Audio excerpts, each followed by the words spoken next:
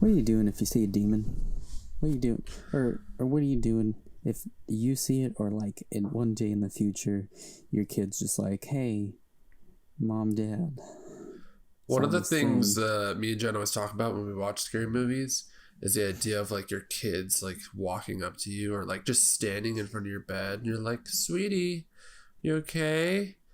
What's the matter? And we've always said like that's gonna, like, if that ever happens, that's gonna be the creepiest thing in the entire world. Because like you're not gonna kick your kid across the room. You're just not, even though you might want to.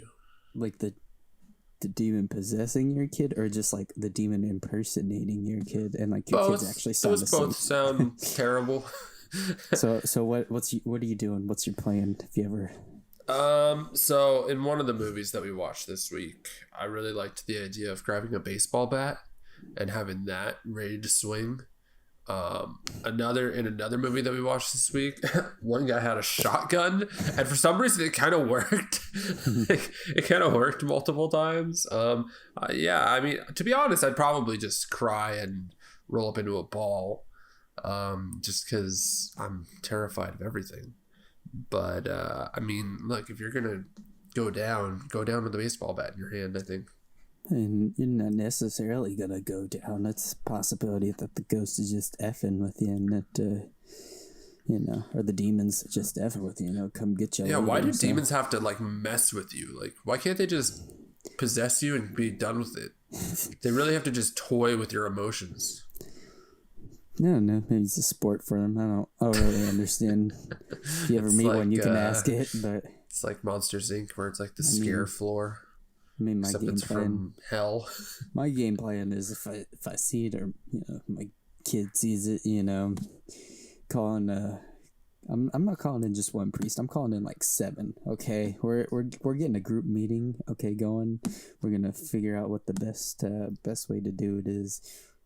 We're gonna exercise the house, exercise the family, and then I'm gonna get like a tub or something full of like water and have them bless it, and then I'm gonna get some like water guns and just fill the water guns up with holy water. That way we're ready in the future if it ever happens again. You could just always have some holy water on you, ready to shoot. Yeah, and instead of sleeping with like actual gun under like your pillow, it's like a water gun. Yeah, a water gun. I like it. I think that's a really good idea. I mean, you gotta play it smart. I mean, one of the things Jen said is she would just run straight to a church, which I mean, that's kind of. I would probably just live in a church from there on out. I'd be terrified to go back to like my house and stuff. Like I said, you could have the house demon. I'm good. You mean you get some priests and some nuns and stuff and just exercise. Yeah, but I feel like in a lot of the movies they try to like bless the house and then they're like, all right, we're good, and then they leave and then it never works. That's because they're only bringing in one. I'm talking about bringing in multiple at one time. Okay, do you think that would help? It might. I don't think wouldn't hurt. I don't think it's gonna want to deal with 7. It's gonna be like, you know what? I'm just gonna go haunt the house next door. You 7, priests. You convince me. Maybe you dig a moat around your house and you fill that with holy water. Fill it with water. Have the priest bless it. That's some thinking. That's the go-to. I think that's my new plan. All right, we figured it out.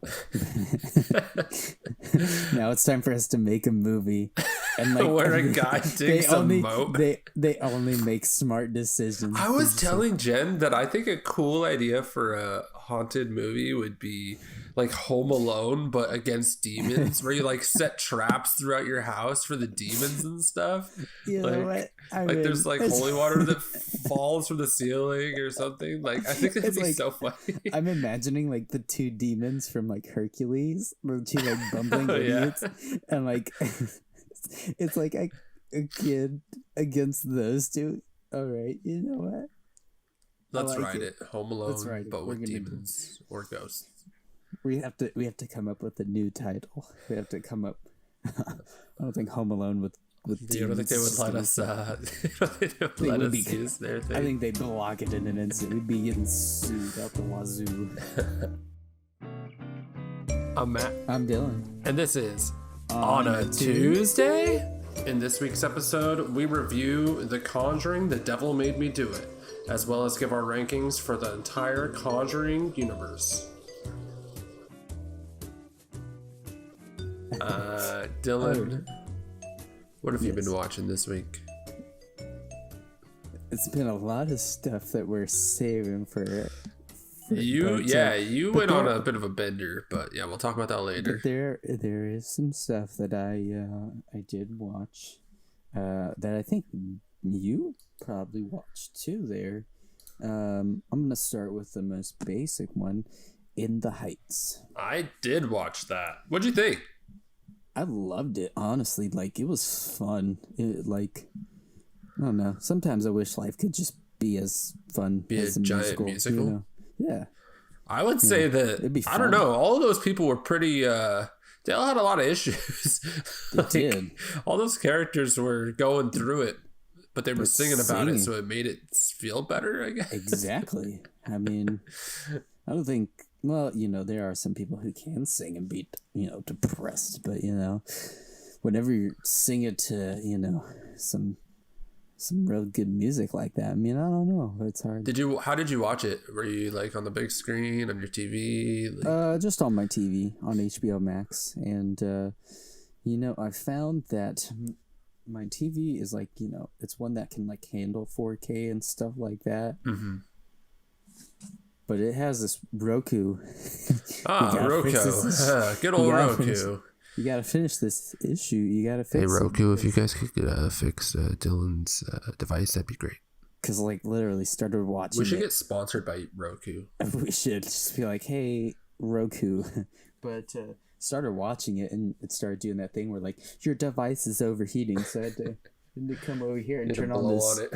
I had to turn on this. I got this fan specifically so that way it could cool down my Roku. Because for some reason, it works. It works, but the quiet function is still a little bit loud. So I'm cranking it up. I have my volume on 10, which is pretty loud. So it's quiet. They're like. And I'm like, what are they saying? And I'm turning it up, and then all of a sudden it's and I'm like, okay, you gotta turn it back down now. It's just all over the place. I'm like, pick a volume and stick with it, please. There's another movie we'll talk about later that I had a lot of trouble with audio on.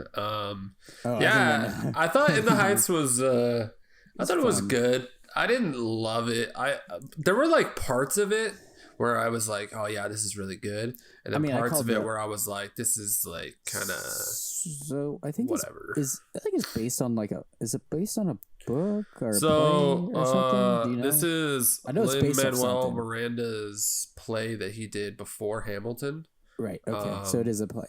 Yeah. I couldn't remember if it was a play or book. Yeah, this is the one that he made before Hamilton, right. And then he made Hamilton and blew up, and now they went and made this as a movie. Gotcha. But yeah, I thought everybody in it was pretty good as far as good. There's some talented people in this, man. There are. But I thought that some of the acting felt. It's always tough with a musical because musicals you're singing your emotions and stuff, and then sometimes the acting just feels a little forced. It's just sometimes it's tough to have the vibe of you're literally just singing to people. And look, I gave it a 4 just talking. I gave it a 4 out of 5 stars. I really enjoyed it. I gave it a 3. I thought it was good, but not anything special really. I also didn't. I think if I watched it in a theater, it probably would have been a lot better.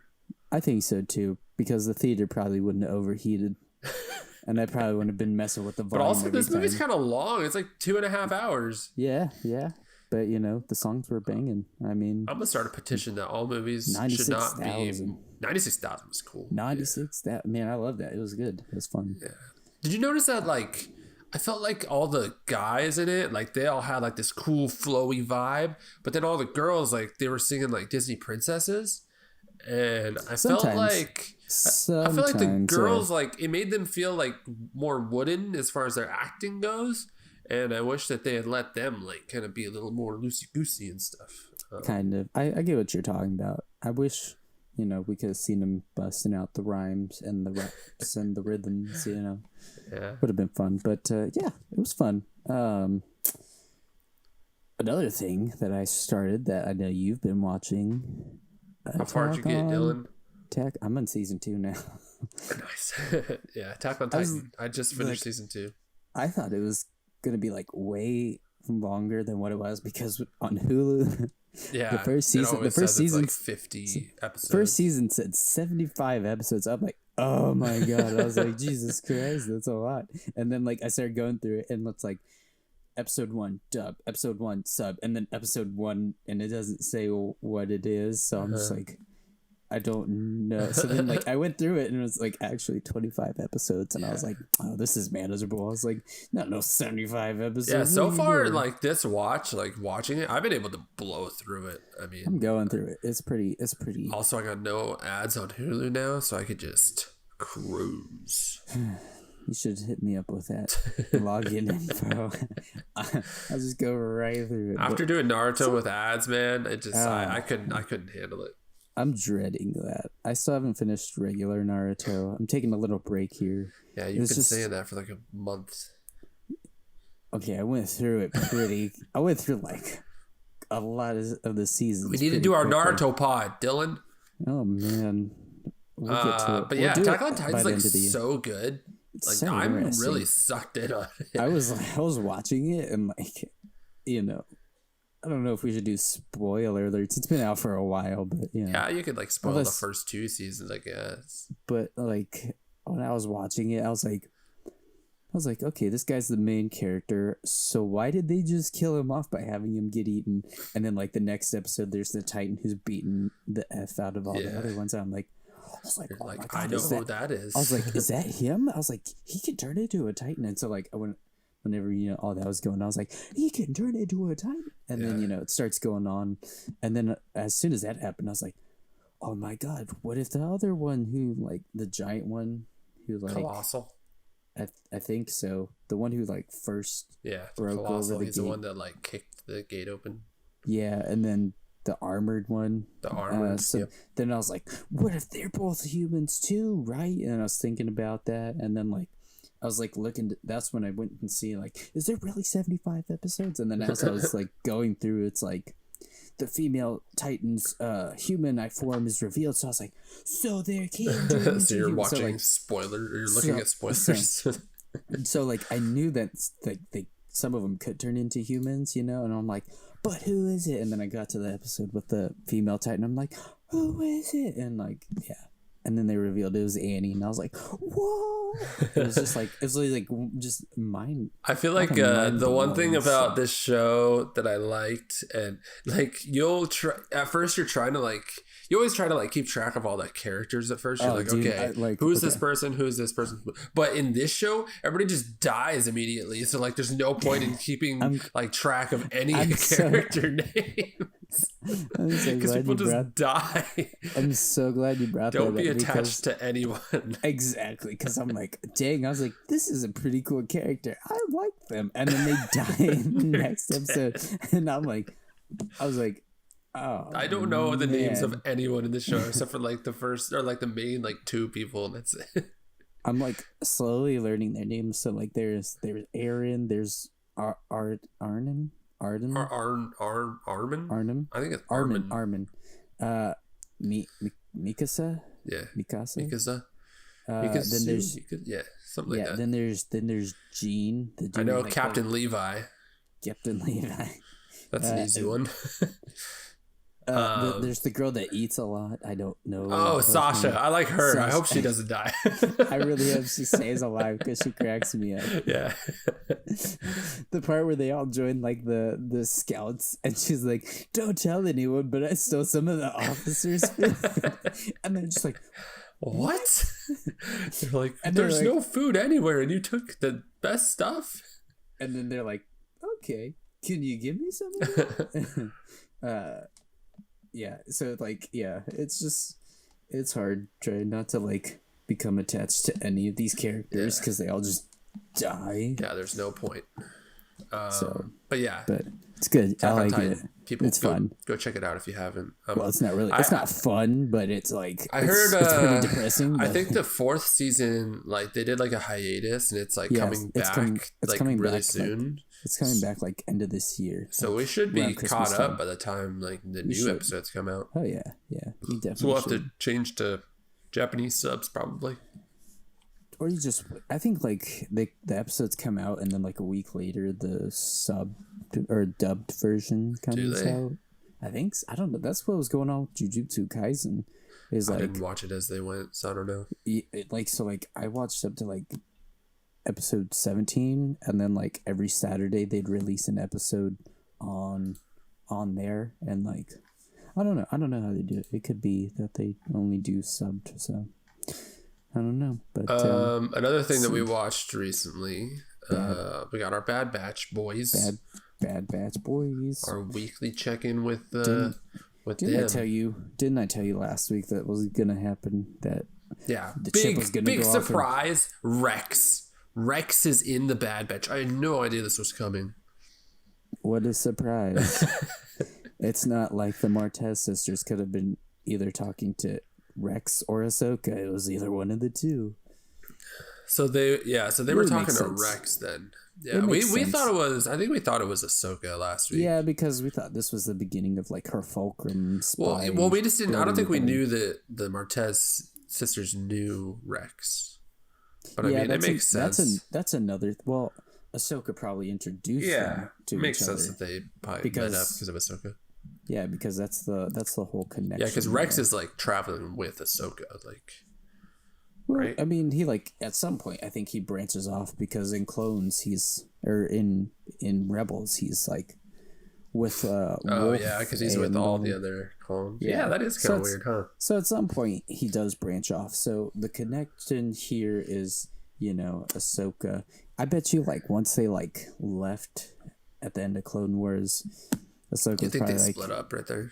I mean, they could have. She was probably like, I gotta go into hiding because of my Force abilities, Yeah, I'm trying to remember. I think Ahsoka. So she'd probably like, go find these sisters who the whole entire fandom hates for some reason. Yeah, because I remember in the Ahsoka book I read, that's when she like gets her white lightsabers and stuff, and that's like after the last episode of Clone Wars. Mm-hmm. And I mean, there's no mention of Rex in any of that. Yeah, so I guess they're not chilling together. Yeah, but probably keep it like a little bit of. She like I said, she probably linked him up with the Martez sisters. Yeah, definitely. And I was like, but we got to see Wrecker. Wrecker turned. We knew. I called this. I knew this was happening. I knew that he wouldn't like. I knew that the chip was gonna activate. He wasn't gonna go like all crosshair. Yeah. But like he was gonna it was gonna activate, and then they were gonna do like some emergency operation to take it out. And that's how did they not have to shave all of Hunter's hair in order to get the chip out? They shaved Tech's head. Did you notice that? He had like a little mohawk. Yeah, he had like a little cut. But yeah, I was wondering that. I was like, how the heck does that Rambo Hunter... hair's got to go away? But nope. He's like, nope. You just stab. He probably just took his knife and just like, He sensed where it was. Shave. But yeah. So Rex was in here for just like a little bit, and then he left. It was an interesting episode. It was a good filler episode. I mean, not much really happened. I don't think this was filler. I feel like it was like it played a part. It was important going forward, because they had to get it out. But like, I felt like this one was more important. Like, I will say, it felt really short. It felt like not much happened. It did. But I think the involvement of like Rex and then having Wrecker I'm not saying it wasn't important. It was just like felt like a filler episode because, like I said, not very much happened. It was just. I think we're definitely going to see them link up with Rex more in the future. Hopefully, like as the season goes, because I think there's like 17 eps in the season, and this is like episode 7. So 17? That's a weird number for. They probably testing the waters, seeing if people like it first, and then at the end of the 17, maybe they'll be like, "All right, we're gonna maybe they get do like a season. hiatus or something like that." Probably, but and then so yeah, I don't know if you have anything more to say on it. I enjoyed it. Good old Bad Batch. One more thing that we both watched this week that came out last Wednesday. Loki. What's that? I didn't watch that. Dude, that would have been sad if I hadn't watched Loki. If he had been, I would have been sad because I'm workshopping a theory here. I got a theory going Dude, on. this premiere was kind of nuts. It was fun. I really enjoyed. A lot of people. A lot of cool stuff in this. People, whatever the reviews from like the magazines and stuff were coming out, they're like, oh, it's kind of like a boring first episode. I thought this first episode was fun. I thought it was great. They probably said that because there wasn't a lot of action, but like in terms of like story building and stuff, I really enjoyed what they did. Yeah, I mean, they this blows up the Marvel universe like in a whole other way, where there's these time people who are like, one thing that was cool about it was Loki like realizing like the Infinity Stones are nothing compared to like what they're able to do. A lot of people I've seen on Twitter, a lot of people were like, oh, so, Tony, Ned, and Vision all died for, nothing. They could have just gone to the T. And it's like, that's not true whatsoever. It's not how time travel works. Yeah, it's really not, because the TVA... Rip Hunter hasn't explained the rules of time travel. Oh, I mean, God. Those stones exist from like the alternate realities and stuff where they weren't supposed to happen, and they don't work outside of those universes that they were taken from, so they couldn't have been given to Steve or Nat, Tony, Vision. Well, the way they explained it was like, it looks like there's a way that time is supposed to flow. Exactly. And they just take care of the moments where time doesn't flow that way.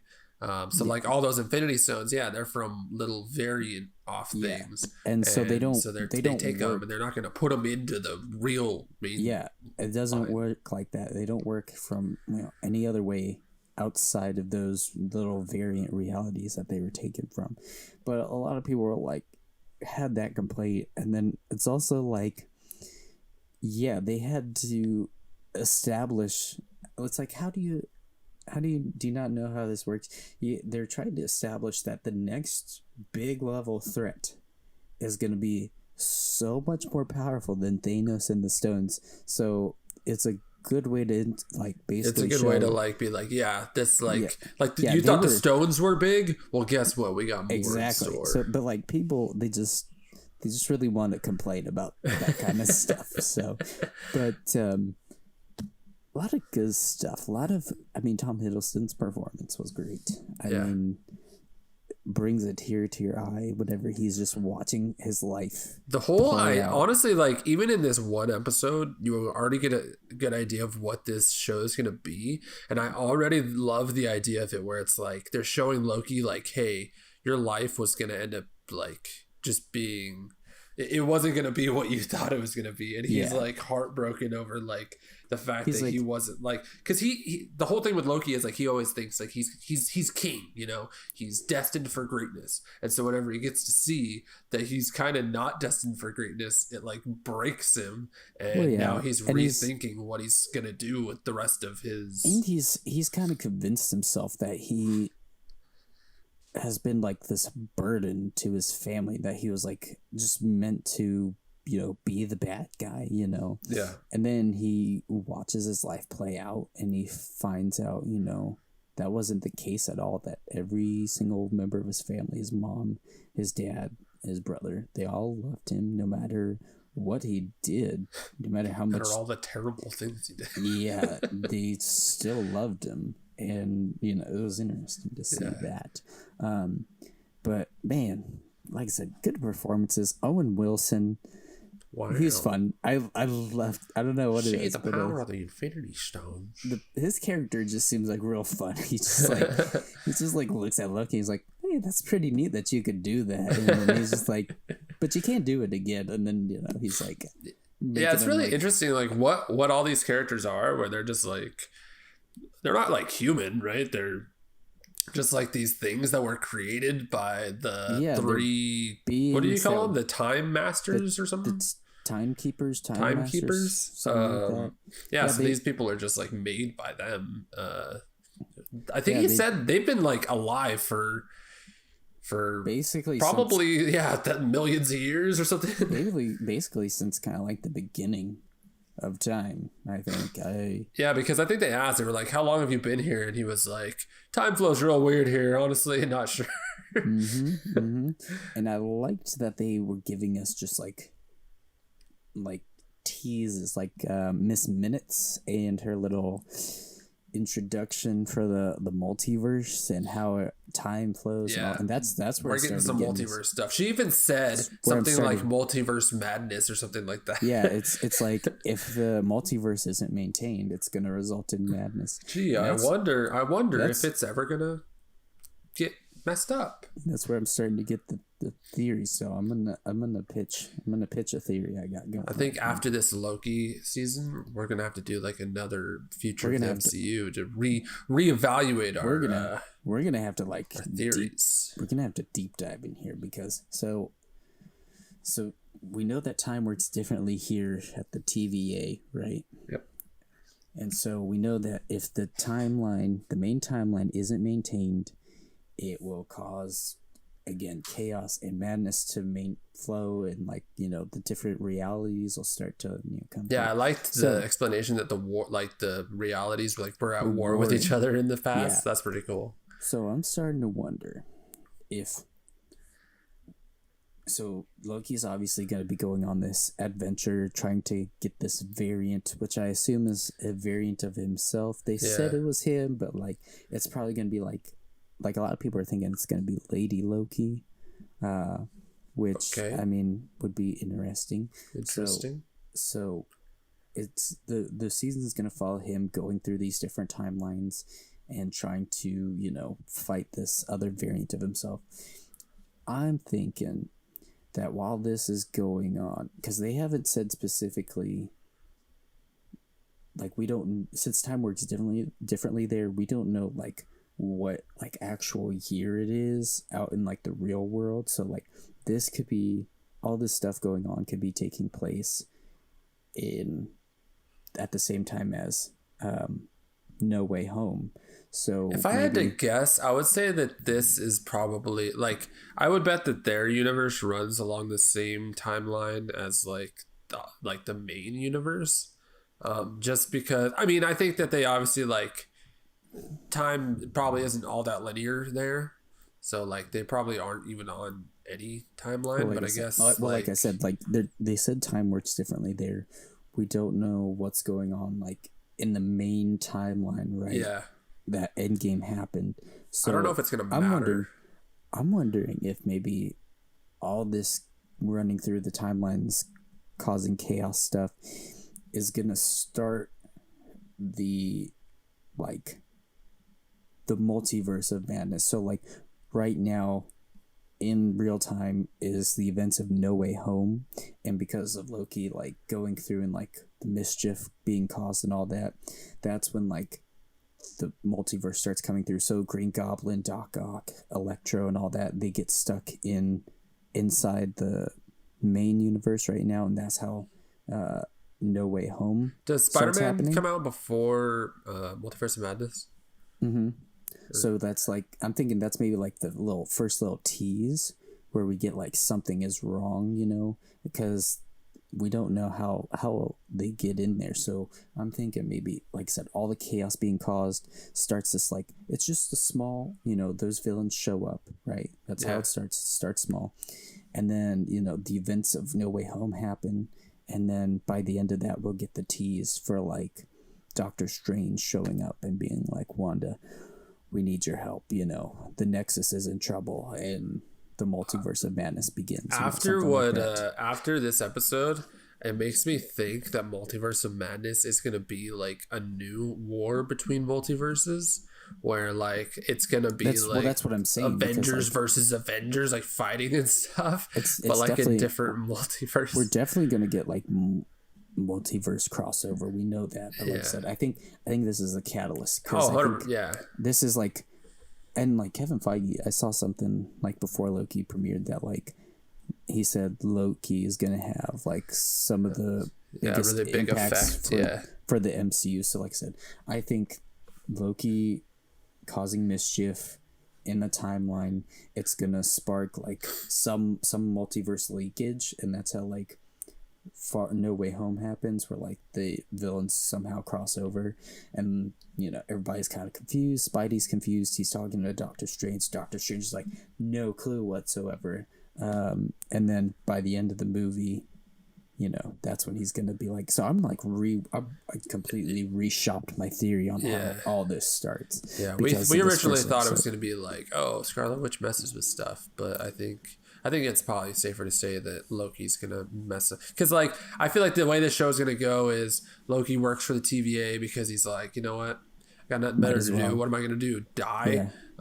So he starts working for them, and then I think by the end of the show, like Loki bees Loki, and he's like, ooh, I see a way that I could have power and do this. And he ends up doing something that they don't want him to do, and it messes with the timeline. It's either going to be that. Starts, it's either going to be that, or it's going to be his variant, and whoever he's trying to hunt down causes it, and he's just like, "Oh boy, like this has gone to craziness," and then like he uses the craziness to just kind of dip out, It's and like, then, right, oops, sorry. But I think Loki is going to, and the messing with the timeline there is gonna start, getting some leakage and like some multiverse stuff. That's how we're gonna get that in No Way Home, and then I think you are correct. I think that's what they're going for. They're going for that interconnected stuff. I'm trying to think of anything else in this episode. What about Casey? I like Casey. He's a fun guy. Who's Casey? The one like guy who's just working there, who's like had the cart or whatever. Yeah, he was cool. He was funny. He's like, I love whenever Loki's like, I'm gonna gut you like a fish, and he's like, no. He's like, what's a fish? He's like, wait, what's a fish? And then Loki is just like, I don't know how to answer that. Or like whenever like the TVA guard like destroys his cart, and then he's like talking with like his buddies, and then she like reappears like, right in front of him. And he's like, hey. Yeah, this had some really good humor in it. I feel like this like hits the like Marvel tone like kind of perfect. I feel like it's got enough weight and drama and action to it, but it's also got like some real funny moments, But yeah, I enjoyed it a lot. I'm super hyped for this already. After that first episode, like I'm really hyped for it. I know. I can't wait for Wednesdays now. But, you ready to go into our main topic? Let's do it. Okay, so I think to start, we should preface this with a little movie came out last week called The Conjuring, Devil Made Me Do It. This is the third movie in the Conjuring trilogy. What I would like to do, if it's cool with you, let's review that real quick. All right. Talk about it. Okay. And then we will go into our rankings of the entire Conjuring universe. Dylan went through and he watched every single Conjuring movie this week. I did. He hasn't slept in a week, guys. That's look at those eyes. That's a lie. They're closing as we speak. I'm always tired. That's not fair. I'm like surprisingly not as scared of these movies as I thought I was gonna be. They were actually really good and like entertaining, but that's one thing about the Conjuring universe that I was thinking as I watched some of these this week, because I had 3 that I hadn't watched that I watched this week too, and these are all like really solid movies. I feel like what did you think of just getting numb to them after you watch it? If you watch them back to back, you get a little numb. So what did you think of the third one? What did you think the Conjuring 3? This is a lot different for you than it is for me, because I've been like, I've watched a Conjuring movie since they started. 2013, like I was in the theater, I saw Conjuring 1, loved it, and I've been watching them as they go. This is the first Conjuring movie not directed by James Wan. Yeah, 1 and 2 were directed by James Wan. What do you think of Conjuring 3? Well, you could definitely tell that James Wan wasn't a part of it. I mean, not that that's a bad thing. I thought the story was interesting. I thought it was pretty fun to watch, It was kind of like a mystery whodunit, like what's this all mean, kind of thing. But definitely didn't feel the scare factor. behind This movie it. wasn't scary at all. It really wasn't. It really wasn't. But I really liked, like I said, what they were like doing with like the whole mystery of like how is this possible? What's this all about? Yeah, I personally like any Ed and Lorraine like story. I'm so down to watch just because like all the stories that I've heard of them, even outside of the movies we've watched, like seems so interesting, and like anything that they want to tell, like I'm so cool. I'm down for it. I gotta say, just not like from the movie, but like I've been watching ghost hunting shows for like a long time, like 10 plus years, and like it never clicked. Like some of the ones that I've watched, like they've brought in Lorraine Warren to do like psychic readings and stuff, and like I never like pieced it together until like I saw the trailer for the first Conjuring movie, and like they said Lorraine Warren, and I was like that sounds familiar. I'm like, why does that sound familiar? But I didn't think anything of it until like the second one came out. I was like, Lorraine Warren. I was like, all right, it's time for me to look that up. And then I looked it up. I was like, no way. I was that's the chick. I was like, oh my god. So that was just off topic there, but that was just a little cool. I mean, I never realized like how much like I seen them on TV. Yeah. So that was cool. But getting back to the third movie, yeah, you could. I mean, it's just they're fun to watch. Ed and Lorraine just and like getting like the also information. Like I just think that they're. I'm already like so bought in with like them as after the first and second Conjuring. Like I'm very bought in as far as like they're. Like I'm connected to these characters now, and so anything that they do, I'm gonna be invested in it. You're in. You're all in. I'm all in. Same. Yeah. So seeing this, I mean, it was still entertaining. Just on, I felt like this wasn't like a bad movie. Yeah. I thought it was a good movie. I just didn't think it was nearly on the same level as some of the other movies. Yeah, I mean, like I said, whenever I was watching these, I would rate them on Letterboxd afterwards, and I would always rate them because they're supposed to be horror movies, so I would rate them based on. Your ratings are scare factor. Yeah, like how much was like I afraid to go to sleep that night. but this one, yeah, no, it wasn't very scary at all. Like none of it. I can't even think of one like scary moment. I feel like I'm trying to think of some of the scares. I don't think there were scares in this. There weren't scares. It was more it was like, oh, that's kind of creepy. Like yeah, but even the creepy stuff wasn't that creepy. Yeah, no. I think it's because it didn't deal as much with like because this one, the main antagonist is like more of a person than a demon. It was a person conjuring up like demon thing to like try to get it a soul, but like it was mainly a person that they were dealing with, an occultist. And I think that took away from a lot of what like the scariness could be. I also think this is the first one where it's not like a haunted house type movie. Yeah, because the other Conjuring movies are haunted house. Like this place is possessed. This one is like haunted objects. Like this one's like it's like journey. a little curse. Like they go around to different places. Because like this lady's she's cursing these object things like offerings. I don't know what they call them. They were like totem, totem things or whatever. And like they were being placed like around the. Like I said, not scary, but like I thought it was fun because it was kind of like a mystery where they were like going around trying to piece things together. Yeah, they were trying to piece all the clues together. So I mean, I liked it for that, but definitely not scary. I did think that. I mean, the waterbed scene wasn't scary, but like it was definitely kind of creepy. Whenever he's like laying on the waterbed and then the face just comes up and it's like, yeah.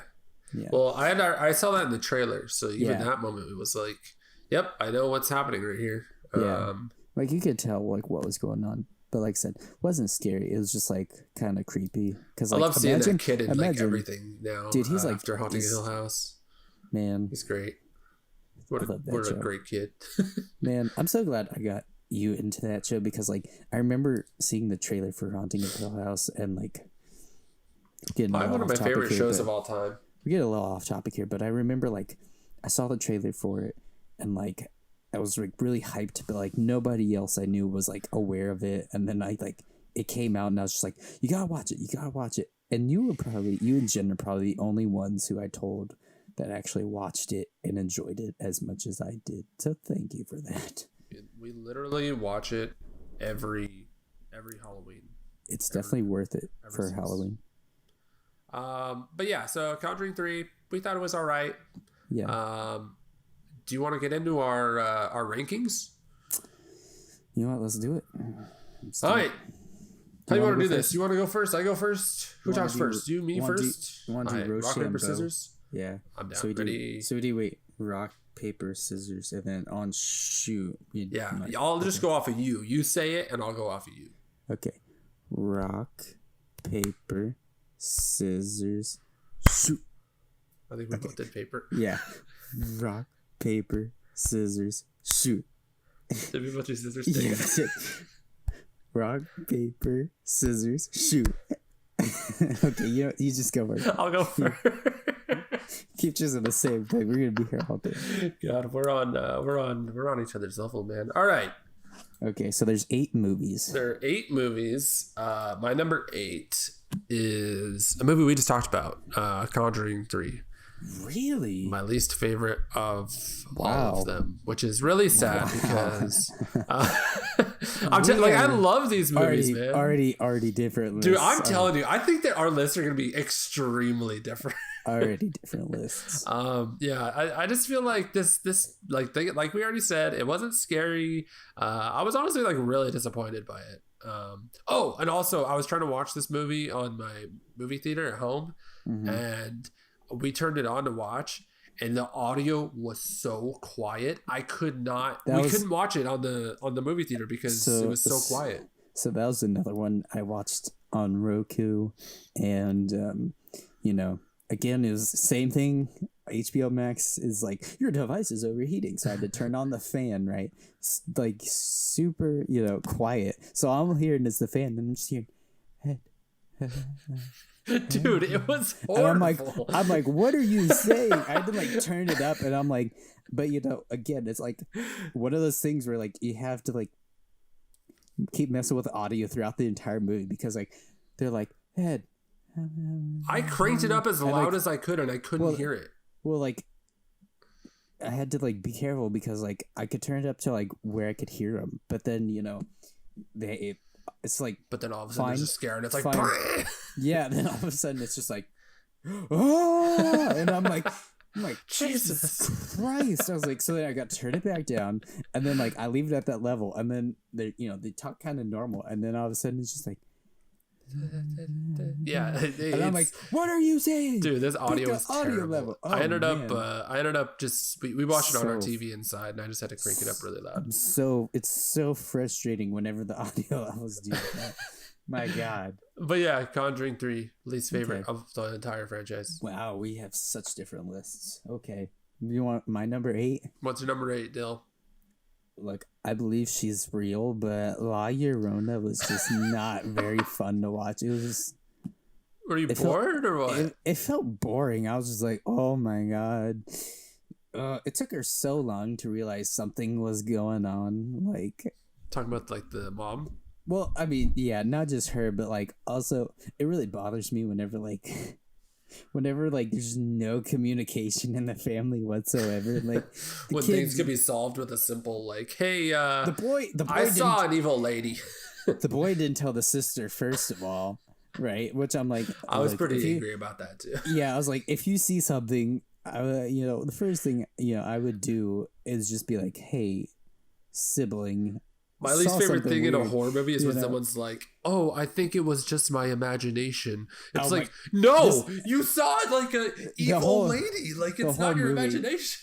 Oh my God. Okay, so yeah, so this movie, it was frustrating, and I was also like I said, it was a little bit boring. It was kind of predictable. I saw, and I didn't get scared, like I thought it'd be. But yeah, so another, like I said, the miscommunication. He didn't tell his sister. The sister didn't tell him. They didn't tell their mom. The mom saw something. She didn't tell them.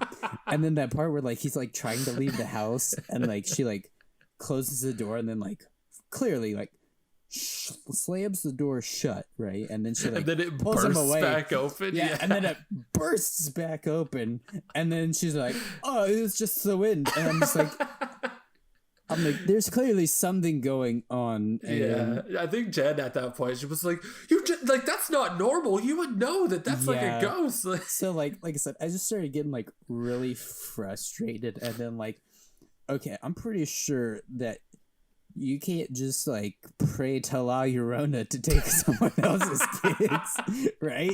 La Llorona just Hey, goes I for don't what really she know wants. how Llorona works, man. Like, She just goes for what she wants. I'm pretty sure. As far as I know, I mean, you know, as if from my understanding, she just goes for whoever. You can't just be like. I mean, Please, technically, I hate like this person. like that kid was like the next one that she saw. So Yeah, like, yeah. I that mean, makes that's more true. sense. I don't think they needed to say Yeah, like, but oh like yeah, the- I prayed to her, like, But yeah, that was just weird. The lady's just like, I prayed that she would take your kids and give mine back. I'm like, that's not how that works. This yeah, isn't. I don't think your kids are coming back to There- life. there- And then she that's just not the- changed her mind at the Yeah, end of the movie. yeah. So it's like, like that. Like, thanks, lady. I'm like, that's not how the exchange rate works. You can't just be like, here's 2 kids. I wonder if give she me ended up my in dead prison. kids back. I hope so. They never, that's another thing. They never wrapped or concluded that up. How did she get out of prison to go to the house at the end? No, they said that they released her. Remember, the cop dude was Oh, I like, don't "We remember had to that. release." They're like, "We had to release." Yeah, he told her. He told Linda Cardellini's character, "We had to release her." Right? She was But then great in this. I love her and everything. She shows up and she shoots the priest dude, right? And then she's like changes her mind and she's like, "Go save your kids." And I'm like, didn't you just want to As that happened and she ran by, I was like, if I were her, I would have just like kicked her in the shin as I ran by. That Like, was it. she's stupid. Uppercut. But yeah, and then they never like she just like disappeared or what? Like she just shot She just somebody. left. She should at least be going to jail. Did it? And the priest didn't even like. They didn't call ambulance or anything. He just like wrapped some gauze Nah, around yeah, and he was just like, he rubbed "Hey, it I'm out." off. He's like, "I'm out. I gotta go save the next white lady." Hey man, he was a witch doctor. He probably just boy. performed some cool Movie magic. was frustrating as heck. Okay, All right, I'll talk about it a little bit more in a little bit. okay. But So your yeah, least favorite was La yeah, Llorona. it was just super frustrating. These No. I ranked all these movies based off like scare factor And then, frustration. and frustration level, and then like interest and mystery and all that. Are there any movies here that you didn't like that you would say are like? What did you rate Llorona? On like Letterboxd, Yeah. like 2 out of 5. Oh, okay, so you didn't like this one. No, I would not watch it again. You know, like if I was at somebody's house and they just wanted to watch La Llorona, I'd be All like, right, I'm gonna be angry. I was like, okay, but you're gonna hear me talk about it. So, yeah. All right. Next up, my number 7 is The Nun. Hey, that's my number 7 Is too. it? I had a it is. feeling. Yeah. So this one It's kind of boring. covers. It's kind of boring. I'm not gonna lie. I thought this one was kind of just cool as far as like them being in like this church the whole time, and that whole environment I thought was secluded. really cool. It was all I like secluded. Frenchie a lot. Frenchie's cool. He literally just uses a shotgun and shoots demons. Oh, Like, that's he what you were doesn't- talking about. He yeah. doesn't even care. I totally forgot. I was like, what character used You would a think like people would shotgun? like disappear. Like you would think like none of that would work, but he shoots at least 2 things with a shotgun and it works. And it works. Yeah. Yeah. No, it was like I said, it's my number 7. There were some parts that were like, oh, that's kind of interesting. You know, the myth that they were trying to Yeah, the build around. mythology was kind of cool. I liked all that. But overall, I was just like, oh my god, this is so boring. Can somebody just get possessed or something and just end this? Yeah, Like, it wasn't what's- like there wasn't really much tension throughout the movie. It really wasn't. It was um, just like straightforward, like Yeah. and like I kept expecting more jump scares and like stuff like that, but it was just like the nun walking around. It was and, more like, creepy than anything, I think. Yeah, like there wasn't really any scares. It was just her walking around, and then like every now and then I jumped be like, on one part. I don't remember what it was exactly, but it was a jump scare, and Jen was asleep, and I just like twitched, and she woke up. Was it the part where like she like got the father stuck in like that little cellar thing, and like he's like looking, and then he turns around, and then the boy that he couldn't save that was possessed by the demon was like that kid right was there. annoying, and I don't think it was that. It was probably the part where like the I think Frenchie was out looking at like he saw a nun, and then like the nun like falls like from the hanging thing. I think it was that part. And it's like a zombie nun. Yeah, I liked how Frenchie. At the end of this, whenever it's like, oh yeah, Frenchie was the guy in the Amityville Horror. Yeah, who, Frenchie like, was possessed. ended up like who was the one that like ended up bringing the nun basically to where Ed and Lorraine, because you see that in Conjuring too, where like they're talking to the people and they're showing the footage. Well, they showed in the first Conjuring, they were like giving that lecture, and they were like they were using the footage, and they're like, you know, this case of possession was so crazy and all that. So it's cool. I watched it in the order that you watched it like chronologically as opposed to when they came out. Yeah, I watched it in like the years that take place in the movies. And I gotta say, it was actually kind of fun that way, because like it was cool to see how each of stuff them just kept tying in. Like how things would build. Yeah, so like I mean, in Annabelle Creation, I think it was, there was like a little point where like she like shows the guy a picture of like the nunnery, and it has the nun. That part I thought was cool. Yeah, and I was like, that's the one I just watched. Like, you know, I went from the nun to that, and I was like, oh, that's pretty cool. So it's a little tight. For me, it was like the opposite, where it's like, oh yeah, because that ties into that, and blah blah blah. Yeah, definitely. I've already seen that, and now going it ties chronologically, like, so it was pretty fun. But yeah, Nun, I gave it like, I think a 2.5 out of 5. I gave it a 3. Thought it was good. Thought it was entertaining. All right, so we both had the same number 7. So you want to go with your number 6? The Curse of La Llorona. Yeah. I thought it was really scary, actually. Really? Wow. Yeah. So I think the real life like story of her, like, I definitely believe. Yeah. So it, like, this is a story we've heard like since we were little kids. Like, at least I know, like in my area, because like people would always say like, oh, if you go down to the creek, if you hear crying, like, oh, La Llorona is gonna come and take you because she's looking for her kids. Like, I used to hear that all the time as a kid. I mean, I've been familiar with the story for, you know, a long time. I was never told it as a kid by, like, you know, because like my hometown has a creek that runs straight through it, so like we would always hear that. That if you live near water, like, you're gonna get taken by La Llorona. Definitely think the story is real, but I don't know, the movie just didn't do it for dude. me, Girl man. ghosts is my fear. Like, if it's a chick ghost, I am terrified. Like, her whole character design, that's literally the thing. Like, if I saw that, I would die instantly. I honestly felt they could have made her scarier. I was just looking at her, I was like, okay. Terrifying. Absolutely terrifying, if you ask me. I think they could have made her a lot scarier. For some reason, just looking at her, I was like, they just had a lot of really cool, like, reveals of her. I thought all the times where it's like, they did have some cool. Every time that they're like walking up to something slowly, like you do in a horror movie. Man, and point, then they like move a curtain, and it's like the point where like curtain, I like the point where like she's finally talking to her son, like towards the end of the movie, finally, like, what have you seen? And like, I'm like, okay, now you decide to ask. And like, her daughter's upstairs taking a bath, and like, then La Llorona's just there, like, just like massaging her head. Like, at that point, I was like, I wasn't scared, but like, you're like, so much it's like so much tension. And I'm just like, oh my god, like, that's not your mom. I was like, oh, and then like she started like really good. She's like, Mom, that's too hard. And then she like stopped. I was like, oh my god. I was like, when I took a shower that night, I was kind of freaked out. I was like, is she just gonna like dunk her and start drowning her? So like, it was just a lot of suspense, you know. And then like, she finally runs upstairs and like rescues her daughter. And then as she's there, he's just like, they're both like, Mom. And then like, she like turns around, and then she's just like in the bed. She's just in the bathtub, like, surprise. Yeah, literally, just like every time she popped up, it freaked me out. Just because, like I said, wasn't really freaked. I was just like, They did have I'm agreeing that they did have some cool reveals. I did like that scene where like they finally all saw her together at the same time after not talking about her. Yeah. Throughout the whole movie, they were just like, "Nope, it's the wind," and then now they're all like, "Nah, she's real." But yeah. Yeah, scary. I thought it was scary. All right, what's next? What you got? Oh boy, Annabelle Comes Home. It was a solid movie. Gave it 3 out of 5 stars. Frustration level through the roof.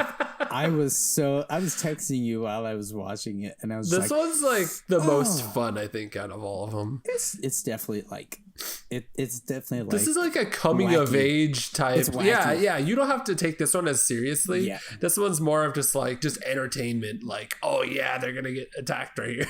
But I couldn't tell you like how frustrated I was just watching it, because I was just like, this lady, she's just kid, teenager, whatever you want to call her. I prefer annoying. She wants to talk to her dad. I get that. He's dead. She feels guilty because, he died in the car crash while she was driving. I get that. She wanted to, get proof and all that.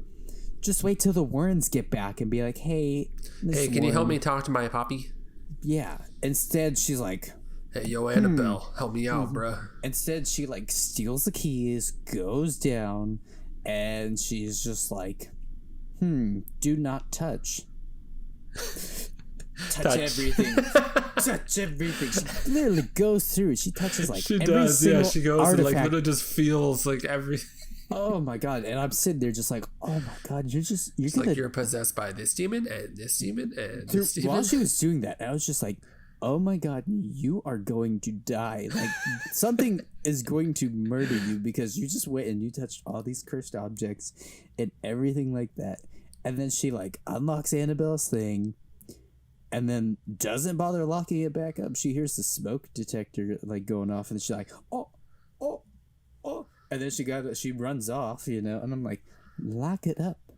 Lock it up. This one was cool because you've always, through all these Conjuring movies, you've gotten to see their room and all the stuff they have, and it's like, ooh, I wonder what that is. And in this, you get to see what a lot of the stuff does. Yeah. I remember the fairy guy, the guy with the coins on his eyes. Yeah. I thought he was so cool whenever I first saw this. Man. Some ghosts are just cool, and I thought this was one of the cooler ghosts I've seen.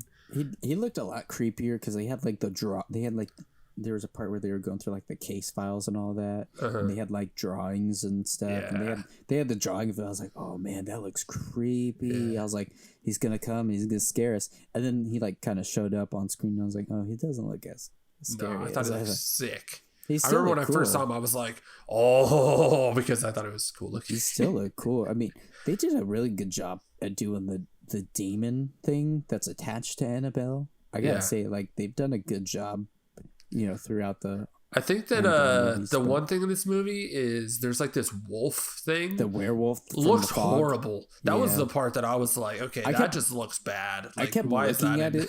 I kept looking at it, and it kept reminding me of the Goosebumps movie that came out a few years ago, because they had a werewolf and yeah. I mean, I didn't see it. I just remember it in the trailer, and in my mind, I was like, Goosebumps werewolf and Annabelle. I was like, same thing. Same thing. I just couldn't. The universes are connected. So I just in my mind, I couldn't take it seriously because I just kept thinking Goosebumps. On a side note, I have a question for you. Huh. Is Aquaman and Shazam in the Conjuring universe? Because it's done by James Wan. Because Annabelle is in both Aquaman and Shazam. Is she? Yeah. That was one thing I noticed whenever I was watching Shazam. Is it the Raggedy Ann doll, or is it the actual doll? Actual Annabelle doll. So in Aquaman, whenever he first dives in to the ocean and he goes super low, there's a bunch of trash on the floor, and in that you can see Annabelle down there. Remember. And then when I watched Shazam the other day, I noticed whenever he walked into a store, Annabelle was sitting in the corner. But Shazam is done by James I know. Wan. That's why I was. He must have been a producer on it. He might have had some influence. I would have bet that he was a producer on it. I don't know. So yeah, I do remember, now that you mention it. Yeah, I do remember seeing like a Instagram thing, and somebody pointed that out in Aquaman, and I was like, oh, that's kind of cool. But yeah, I don't know. I did like the one thing that I did like from Annabelle Comes Home was Bob. Bob's got balls, and I thought that was always really funny. I don't remember it. He's the guy who like the wolf was chasing with the guitar. Oh yeah. And like his nickname was Bob's got balls, and like they kept saying that like the whole movie, and then like and then Ed Warren, he said it at the end, and it just felt so funny coming from him. He's like, Bob's got balls, and I was just like, what? I think it's funny, like with all these movies, you can tell which ones are based off true stories and which ones are just like straight up made up. Yeah. Like Llorona and The Nun are both outrageous as far as like things that happen and like stuff that like if that had actually happened in real life, like you'd be hearing about it. Yeah. Whereas with all the other like Conjuring movies and stuff, it's more subtle and very, hidden. But this one's like kind of in between where I really like Annabelle Comes Home. Anyways, so number 5. Yeah. My number 5 is Annabelle Creation. Really? This is one that I watched for the first time. Wow, we really got different lists. This one scared the bejesus out of me. This one was pretty creepy. This was the second movie I watched. Dude, the stuff with all the Annabelle movies are solid. Like they really are. They're all really good. And that doll, man, that doll is just mean. Like that was one thing in this movie. I was like, this like demon is just like rude. Like why can't it just like possess somebody? Why does it have to like freak everybody out? Like to the point where you're like just possess him. You don't need need to scare him so bad.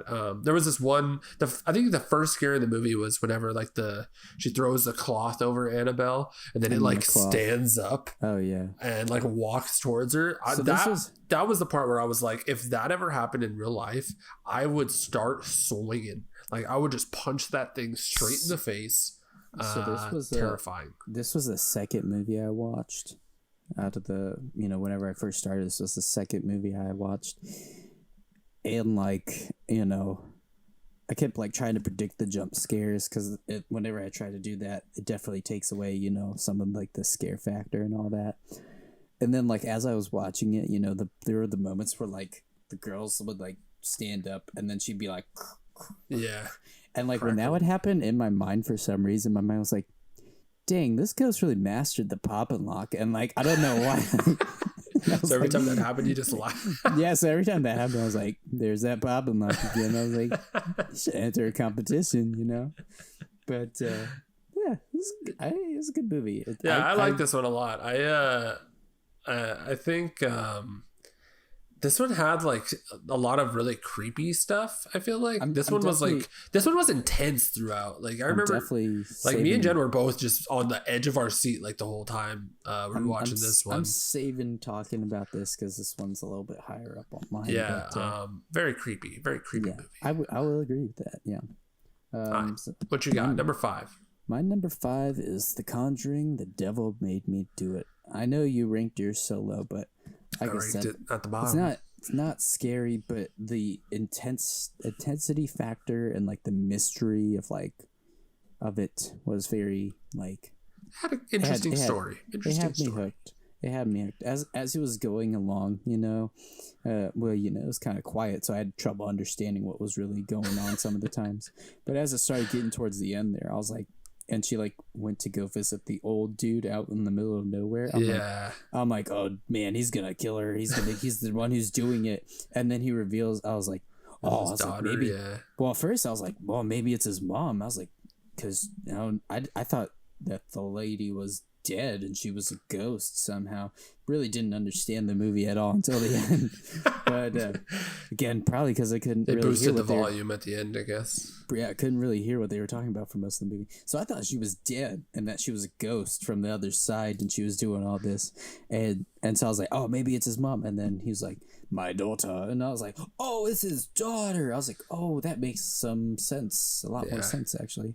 And then come to find out she was actually alive and not a ghost. And I was like, Oh.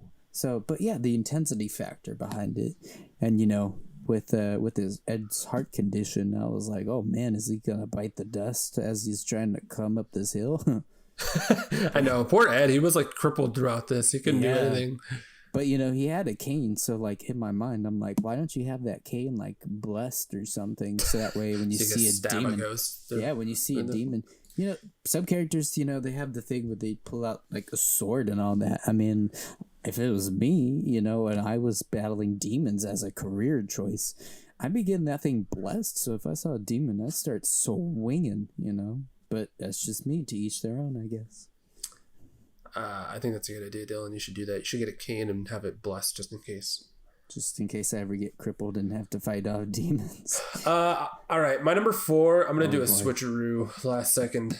The top 4 was really. I'm gonna do a swappity do. I'm gonna put number 4. Annabelle Comes Home. Oh. Wow. Like I've already said, like I really like this movie. I think it's me and Jen saw this in theaters. It is fun. Okay, it is a fun. We were just entertained the entire time. I think me and Jen saw it in theaters. It is fun. I just can't the aggravation factor. Yeah. It just definitely aggravating, but like that, I think that's what made it more fun. Is just me screaming, "What are you doing? Yeah, like, do this." That was basically my whole. I was like, why would you do that? This one, whenever I saw it, I was like, this is like the Avengers of the Conjuring universe, because I get to see all these things come together into one. She's like, demons, assemble. She's like, let's haunt the F out of these kids. Yeah, that's literally what I thought when I saw this. But yeah, I'm going to do Annabelle Comes Home at number 4. All right, okay. My number 4 is just Annabelle. OG Annabelle. OG. It was like I said, top 4. It was actually the first 2 were pretty easy, but like 3 and 4 I was like back and forth on. Regular OG Annabelle. I mean, at this point I was already kind of numb to all the spooks and scares. Was this like your third? Which one did you watch this? So when The Nun, Annabelle Creation, and then Annabelle. Yeah, Annabelle was the third movie. I don't know. I was already kind of like, meh, by it.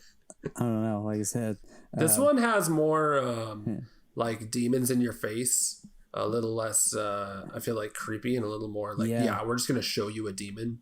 Yeah, but for some reason, I don't know. I was just like, I was still like, I don't know. It's kind of fun for me to just try to like time when the jump scare is gonna happen, because like when it's like it's getting close, and so I'm so I'm like sitting here, I'm like, for it. Yeah, so I'm like getting here, I'm like, jump scare, and then it doesn't happen. I'm like, okay, all right, jump scare, and then it doesn't happen, and then it happens. I'm like, oh man, I was off by like that much, but like 2 beats. But like there was I think one part where like they did kind of get me. It was like I think towards the beginning, after it was like I think during the home invasion, and I think it's because like I think it was when she got stabbed, and I was like, oh dang, I was like, I know that her husband's supposed to come in at some point and start fighting, and then as I was like having that thought, he just like comes in, he's like, ah! And like he like rushes the dude. Rushes the dude, and I was like, oh, that part's like, oh. I was like, dang, I knew he was coming in, but I didn't know, I don't know it was gonna come that hard. Yeah, he really, well, like he also like, I'm trying to think. They had a weirdly set up house because there's like a door on this side and then a door over here. Yeah, and it's like a circle or something. Yeah, and so she was like right here. The guy was right here, and then the creepy, chick, Annabelle, she was like over here. And I'm pretty sure that if I'm remembering the movie right, the dude kind of like came right behind the intruder chick and tackled. I don't know. Maybe I'm forgetting how his layout of his house worked, but so what number is this for you? Number 4? Yeah, number 4. OG and this Annabelle. is you haven't had Annabelle Creation yet, right? Yeah. I just wanted to make sure because I liked how the end of Annabelle Creation like goes into Annabelle, and the way that it's Yeah. like the Yeah, well, girl. like I said, so like, so the Nun and then Annabelle Creation, and then Annabelle Creation led into Annabelle. So it was really it really went clean the way. yeah. So that it was really, like I said, I liked how I watched it because everything like got a flowed. good flow. Yeah. Yeah. So like whenever I was watching, I was like, oh, okay. Yeah, so the end she of was, Annabelle like, Creation, when they show a little bit of she gets Annabelle adopted. movie, Yeah. you're like, huh, Yeah. that So looks I knew. like it's gonna be interesting, and then you watch it. Yeah. So I was like, okay. But yeah, Annabelle, I was just like kind of expecting it all, you know. I've seen clips and stuff here and there over the years because it's been out for a while. So like, I really knew what to expect. But like I said, they really nailed the look of the demon thing. That thing looks creepy AF. Cool demon. But yeah, that's my number 4. Alright, my number 3. Is it Annabelle? The Conjuring Part 2. Really? So when I first saw this movie, it was literally I thought it was the scariest movie I'd ever seen in my entire life.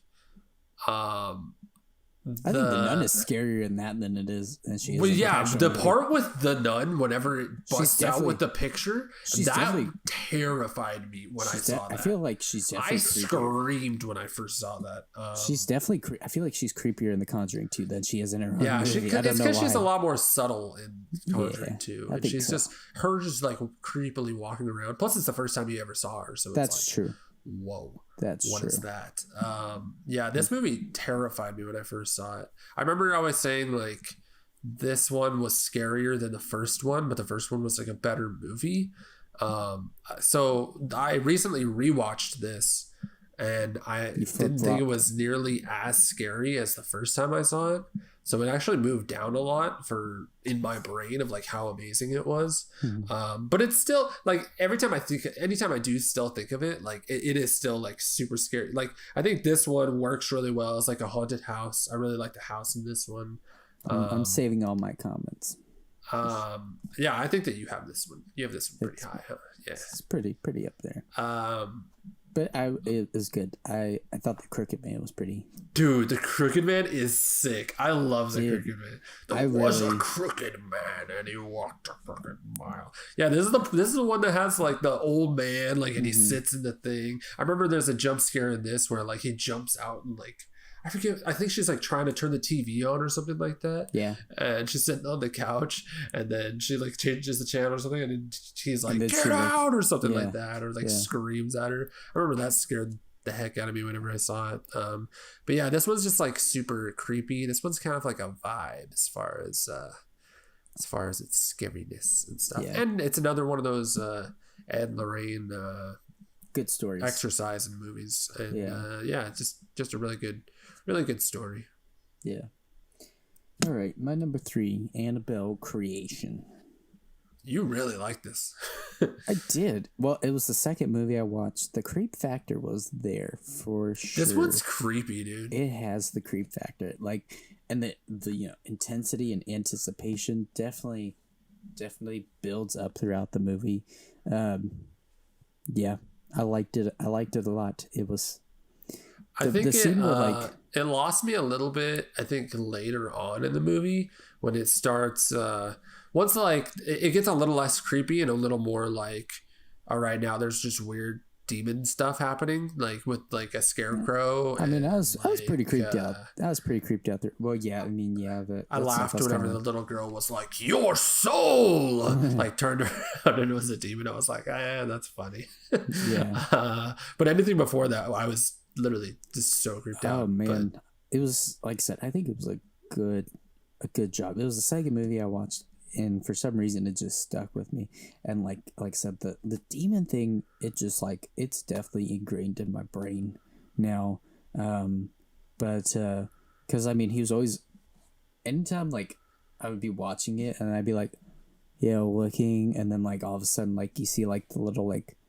The like the eyes. That was that you was see creepy. that you see that right next to the doll. I'm like, am I seeing that or is that? And then then the chick with like her face like absolutely demolished. That was creepy. Like her having that little mask on. Oh yeah. Except the whole movie was. I thought the story with it was really cool. It was too. It was really interesting. And the little girl got hit by a car like 5 minutes in. Dude, I was like, It dang. was rough. Pulling out for that little girl. That was brutal. The scene where she's like stuck on the chair. Oh man. Okay, that part. Oh yeah, when she starts going back up, it's like, oh my god, I feel bad. That part, I was bracing because like, you know, she like goes back up and then she looks. I think she like looks around the corner, right, and it's like pitch black, and I'm like, oh my god, and you know, I'm like sitting here like freaking out, and then she just she like gets shot up into the air. All of a sudden she's just like, and I'm like, oh my god, I was like. And then like 10 seconds go by and thud, and she slaps against the floor. Like, I was like, oh my god. And then, you know, one thing I noticed through like all these movies was like, okay, so that scene where like the demon like pushes her when she's in that wheelchair and he like pushes her into the farmhouse, and then she's crawling trying to get away, and then the demon gets on top of her and then just like vomits, throws up in her mouth. Yeah, that happened in like all of these movies. Like I just like kept watching. I'm like, oh, and we're getting some more demon vomit in the person's mouth. That's just like cool. I think ever since The Exorcist, that's just been a go-to demon vomit in people's mouths. Yeah, I'm just like, you can't come up with. That's like, the way of possessing people, man. That's how you do it. It's the quickest. It's the most efficient way to.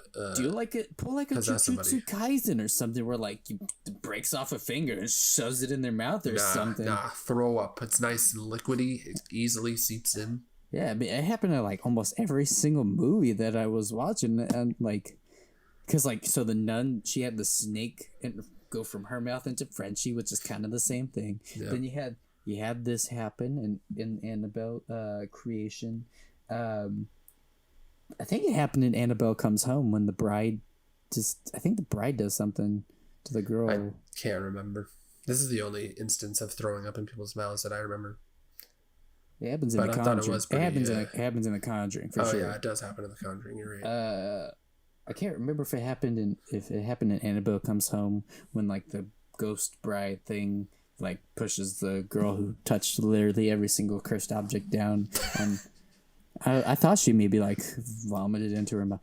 The point is, I'm tired of it. Okay, I'm like, Jesus Christ, I don't need to see you throw it up in people's mouths. That's just disgusting. That's unsanitary. It's baby bird, mama bird, and baby bird. I know you're supposed to be scaring the bejesus out of these people, but have some manners. Go throw up in a toilet like a normal person.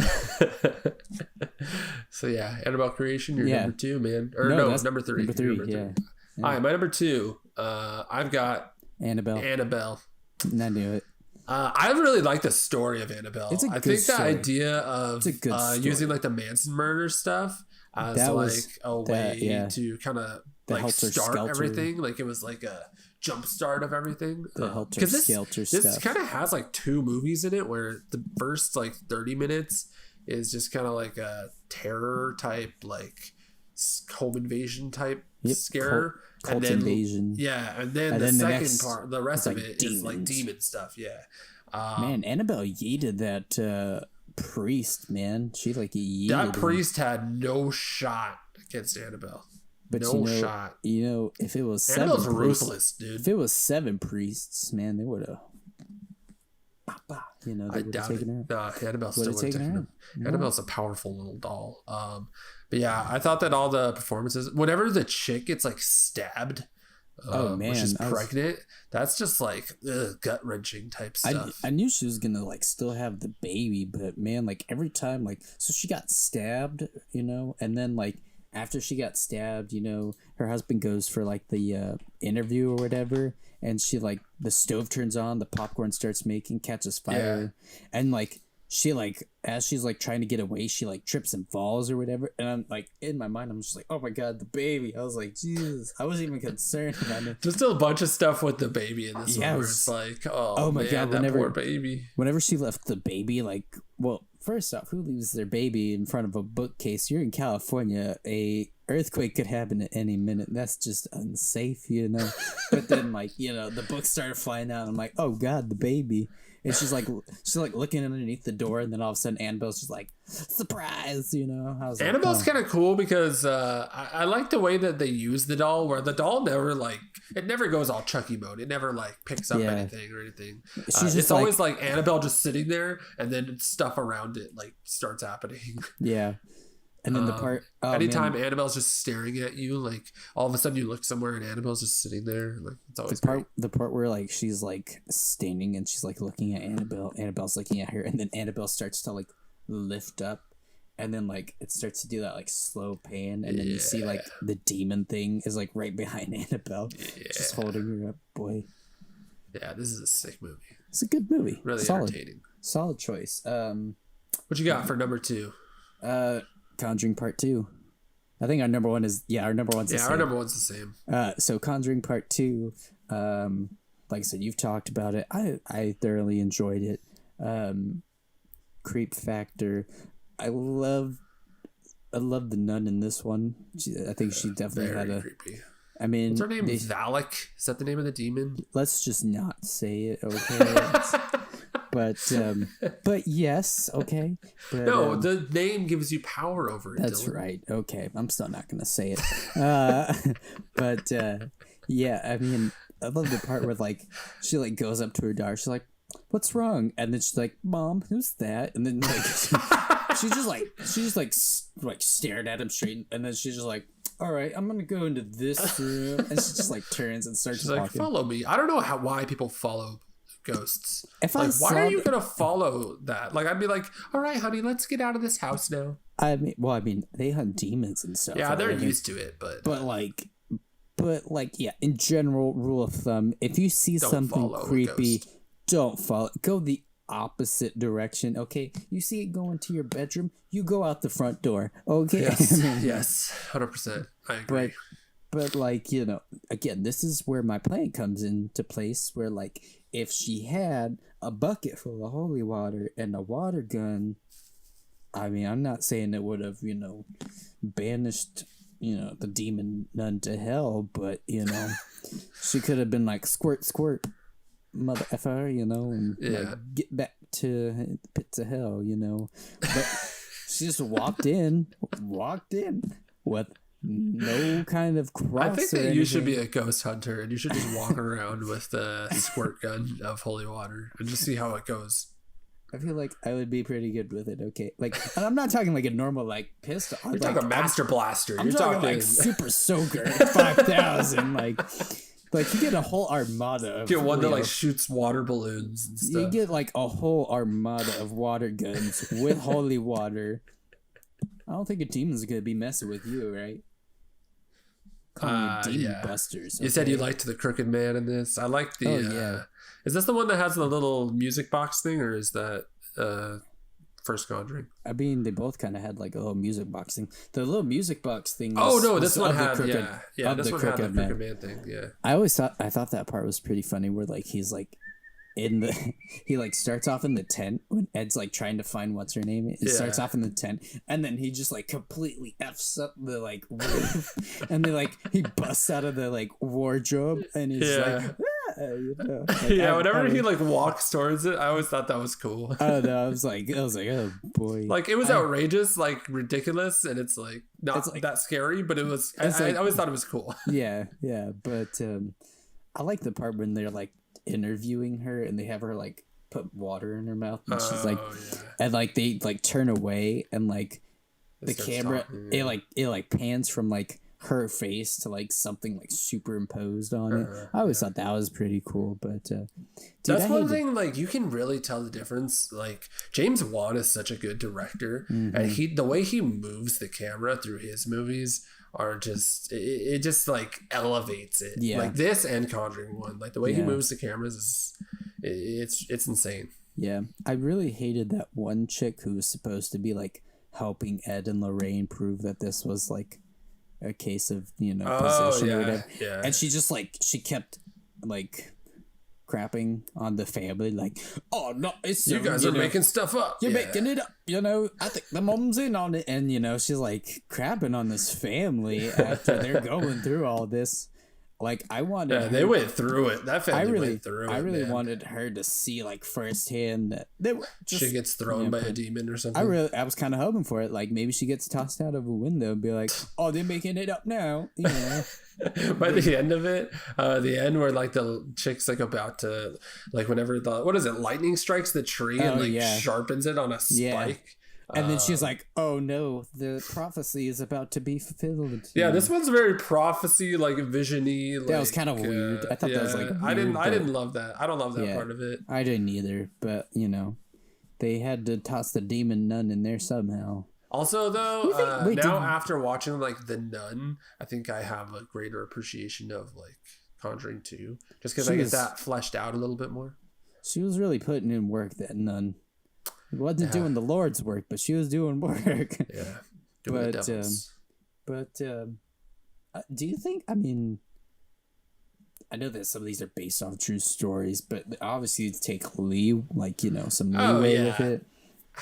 I mean, this stuff didn't happen. Yeah, I was like, I don't think that she actually saw a demon nun or anything like that in the real case. That's made up. But anyway, hey, you gotta make a good movie. Yeah, that's true.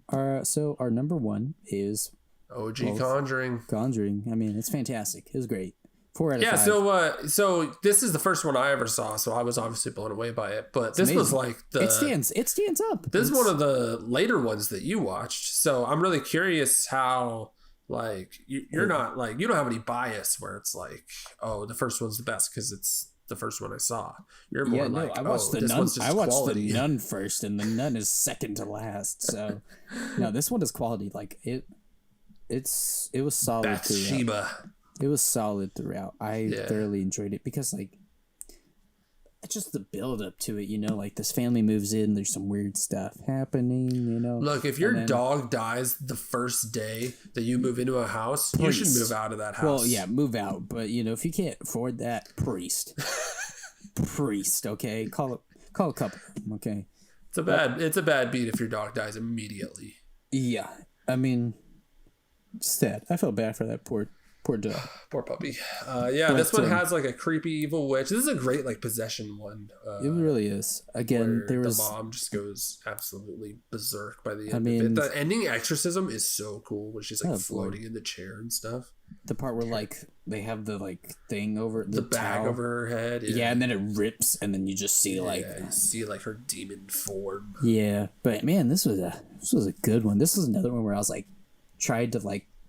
For all of them, pretty much, I was like, jump scare. And, like, I would be, like, off. But this one, I was like, jump scare? This one's a little... Well, I don't remember how jump scary this one is. This one's There's just, really like, not a whole scary. lot of... Yeah, this one's really not a whole lot of jump scare. There are What about some. the part where, like, Bathsheba's, like, up on top of the... Oh, and then she vomits right into the mom's mouth? Yeah, she jumps off of the top of the thing. Yeah, man. You're talking like about... a wardrobe. Oh, you're talking about when she scares the kids. Yeah. Yeah, whenever, like, it's showing, like, the wardrobe thing, and then it, like, pans up, and she's on top of it, and just like, jumps off. She's like...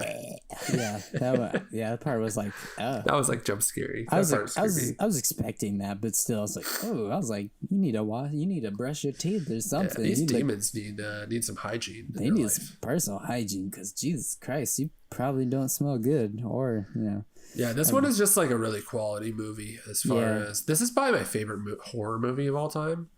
I would agree because it's just like it's a great story. It's got really good scares, really good performances. Jen always hates the part where she's going down the stairs and like the clapping game that they play. Oh, where they have to like clap and then it like claps behind her. Oh man, I was waiting for that. I was like, oh boy, I know that's coming. I remember Jen hates that. I remember seeing that in like all the commercials, So like I was waiting for that the whole movie, and then it finally happened. I was like, some peace. I was like, finally feel like I know what it's about.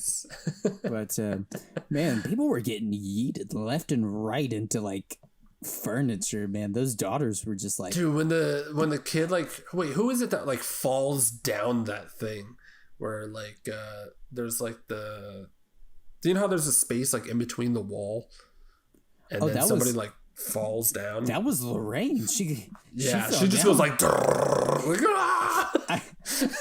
I was watching that, and I feel bad, but I kind of laughed a little bit because like, it felt like it was much longer. She fell. It felt much longer than like the actual house should be. Yeah. Like the house is like what 3 stories with the attic, and it felt like she fell down like 6 stories. Like she's like, I mean, 3 stories is pretty far. Yeah, but it felt like it was double. I felt like she was falling down like 6 stories because she just kept falling. And I'm like, oh my god, when's she gonna reach the basement? I was like, Jesus Christ. Yeah, this one has a classic scary song that's like a kid's song. Oh yeah, but again, the part where like where Bathsheba was yeeting the daughter around and like they were playing the game of like catch and like yeah, they're all trying to grab her. Yeah, like she was being dragged on the floor and like jumps for her and misses, and then like she just like flings her to the wall, all kinds of stuff. I was like, oh my god, I felt bad again. I kind of laughed at that part. Straight football. I felt bad, but I kind of giggled a bit at that because I was just like, oh man. And then the cop who like wasn't a believer, and then he like saw the like spirit, and then. Yeah, it was good. It's a good movie. Like I said, I thoroughly enjoyed it. Spooky vibes for sure. Yeah, how do you feel after now you've seen all the Conjuring movies? You think it's a solid franchise? Think they should do more? I'd say it's definitely a solid franchise. I really hope that they do more Conjuring movies focusing on Ed and Lorraine. I wish that they had just waited like till James Wan got a script that he liked for Conjuring 3. Yeah, because it's just not the same without him, to be honest. That third one felt really unfulfilling. As much as I like the mystery suspense, really not scary. I'm just not sure where they go from here because I think the Annabelle stories are like done. I don't know how many more Ed and Lorraine stories there are. Didn't they plan on doing a sequel to The Nun? I thought that they... I don't know. Like, what would you even do for that, though? The Nun 2 Electric Boogaloo. Yeah, but like, she got solved. So, I don't know. It's kind of tough with these... I don't really know where they go from here. Well, she got kind of solved. I mean, kind of... I think that they were going to make some movies based off of some of the stuff that was in the room. Like, I think they were going to make like a samurai movie. Based off that one samurai and comes home. That's what I'm hoping. I hope they like. I want to see that ferryman guy. I would love to see that. I think even the bride, the murderous bride, that'd be interesting. Maybe they do a Wolfman one, but make it not look cheesy. I'm good. You don't have to do that. It's okay. Make it look not cheesy. Because I mean, like I said, I just got straight memories of the Goosebumps, and I'm like, okay, that looks... if you're comparing Conjuring to Goosebumps, you should probably just steer clear of that. But I mean, like I said, Ed and Lorraine, they've had a long career, so I'm hoping that like James Wan comes back and they do like hopefully there's Conjuring. Just like one more story they could do. Maybe they call it Conjuring 3. Maybe because this was Conjuring Devil Made Me Do It. Yeah, so maybe they do a third to round out the trilogy. But I hope he comes back and they do more Ed and Lorraine, and there's maybe like 4 solid more Conjuring movies, as long as they can make them good, I'm cool with it. But if they're gonna be James Wan, as long as James Wan is attached, okay. Yeah, I mean, yeah. All right. Well, that was our Conjuring rankings. Yes. Next week we're gonna be doing Indiana Jones in honor of the 40th anniversary of Raiders of the Lost Ark. I'm gonna have to rewatch those. I think I'm gonna show Jen's. I don't think Jen's seen any of the Indiana Jones movies, so I'm gonna make her watch all 4. She's never seen a single one. Nope. I'm marrying this woman, Dylan. Nope, not one. Not one. She's been on the ride. She's been on the ride. That's it. Okay. Yep. Okay. That's how she knows the boulder. Oh man. Anyways, you can follow us on Instagram, Twitter, on a Tuesday pod. Be sure to give us a like on this video. Apple Podcasts, Spotify, all the good stuff. We will see you next week. It was good talking to you, Dylan. It was good talking to you. Adios. Bye-bye.